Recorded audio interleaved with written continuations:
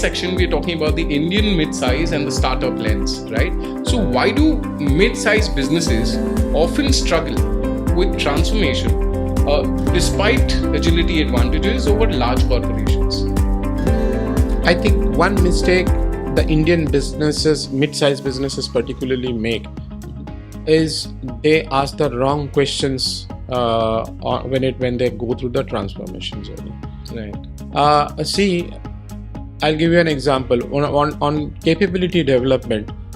Lot of times managers ask this question that what is coming out of it after an initiative has been rolled out or something. The right question to ask is that what are the people adapting and what is their plan now to execute it? Right. See, whenever I ask this question to you, okay, you have gone through a training program or you have gone through an intervention. So what is the outcome? You develop a fear. The first thing that comes to your mind is that I'm being questioned that what I am going to execute now and how my performance has kind of improved.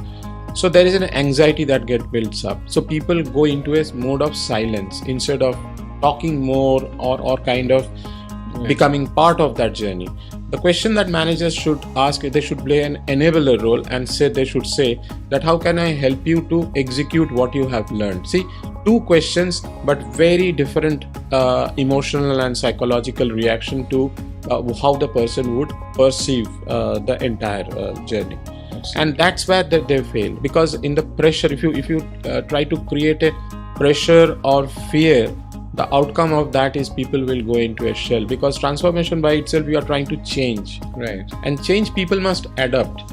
True. Otherwise it is not possible. It's not a medicine that you can give and kind of make sure that people are able to kind of do that. Right. Interesting. So Hans, from a cultural perspective, also there's a lot of differences to India and compared to Germany. What's it like over there for you? Yes, I think it's one aspect is the standard of high precision, the 100% solution that we, especially in Germany, want to bring out to the market. So it should function what we do all over the world. We try this with climate expertise, we try this with energy supply, we try this with integration from migrants from other countries, and we have to learn from this. So that's the learning, even if it's a hard thing to digest and it hurts sometimes. You must see what is going on, and you cannot destroy your own system by changing things, by putting new objectives and targets from the top-down perspective. If you forget your people in a company as well, then you will not reach your goals at all. So the different levels we have in the hierarchy of an organization, and you can only activate the people if you involve them just from the beginning to find the right targets, to see the right steps there, and to found an organization of best practice and learning and actively learning and failing, of course, organization. So we say for the entrepreneur, fail early. So you will find out what works and what does not work. But some people are very cautious because they don't want to fail. They don't want to lose their positive image in a company. And this is the biggest change, the biggest switch we experience. Yes, make mistakes, go over the border, find out what's not working, and then learn from this. And this is a very important thing, because you have a status, you have a leasing car, you have an apartment, all these things, you have some stars and stripes there on your shoulders. And mistake is nothing you talk about in the public. But you must make sessions like you might heard of the session where people stand in front of their group and their company and say, this was a big failure and it was my fault. And but we did not stop, we did not freeze, we went on and we learned from this. And this is the biggest learning phase you can have. If you go skiing for the first time, you will fall down on the ground, but after several days you will be almost an expert in skiing. Same with surfing. You know, it's really hard work to do, but you must get up and take the next step together with the others, and you can laugh about your failures. And that's a different approach if you get the loan reduced, or you get the end of the year money fund lost or whatever. So we must have more immediate interaction about what's really going on. That means open and up-to-date communication about what is really going on, and not the hidden things in the fifth floor on the skyscraper, but to be there among the people on the place where they produce, where they work, so that there's a very open atmosphere for everyone. And the CEO should go around every day to greet his people, but they are so busy because they take care of all the things, and they don't leave their personnel the responsibility for what they do to become world-class. And that is a very good attitude. Say, if you compare yourself with world-class people, then you're on the right way. Absolutely. Well, great perspective there, Hans. Thank you. Mm-hmm. Great. So, Anirban, you mentor German and Israeli startups which are entering India. What are the recurring patterns you see, either blind spots or opportunities, when global startups try to scale in India? I feel that the challenge that, while my engaging with them, I felt is that understanding the market, they are able to manage. But where we have a huge, vast regulatory issues when it comes to getting into the business over here. Mm-hmm. That's one challenge that they face, understanding what is required actually.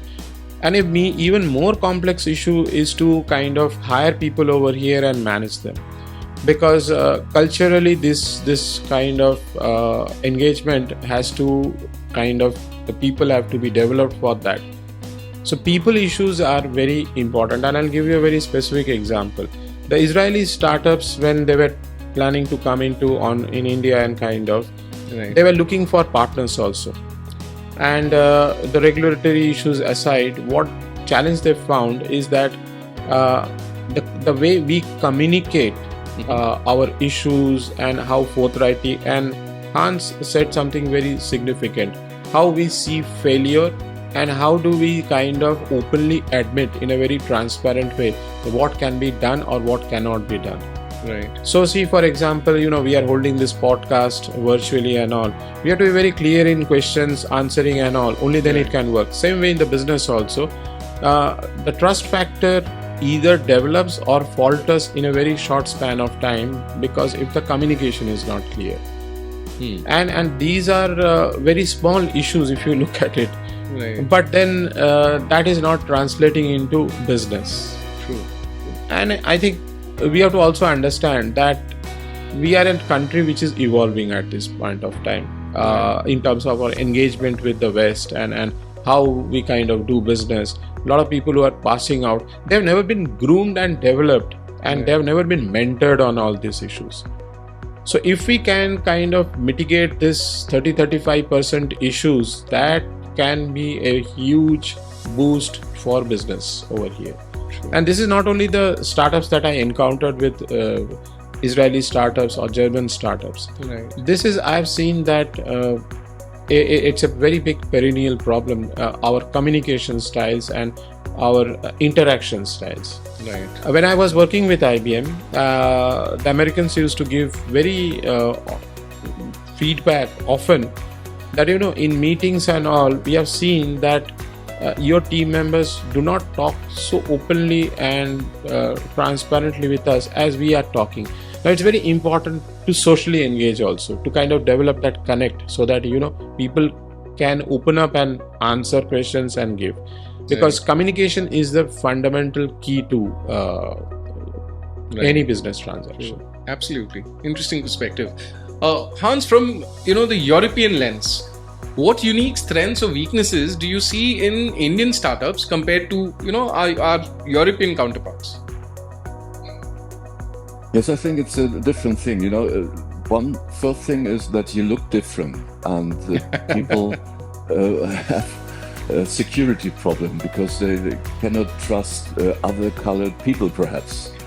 And your polite style to talk to each other and to be sometimes not too direct is something Germans do not appreciate. They're not used to it. They get a direct feedback, say, this is wrong, and they mean you are wrong. Right. And so they lose the sympathy of their communication partner immediately. That's what the people from India experience in Germany. Right. And when Germans come to India, they see they're so complicated. You know, they're jumping around the bush, but not going directly through to what's going on there. And they're so nice people, and they're enjoying the community moment much more than why we are here. What is our target? Where do you have to go for? What's the next step? So what we did is we brought international teams together in events. Let's say, as an example, we brought them on a ship where they can't flee from it. Right. So if you sleep with people on board a ship and you have to face the ocean, the Atlantic Ocean or whatever, for a week, then you have made a wonderful team.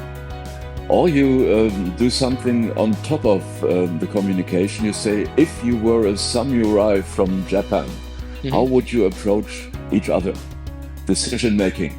Open the sword, take it out of the body and say, yes, that's it, come on. And then you look into the other's eye and say, do we have to fight? Or do we accept each other on the same level?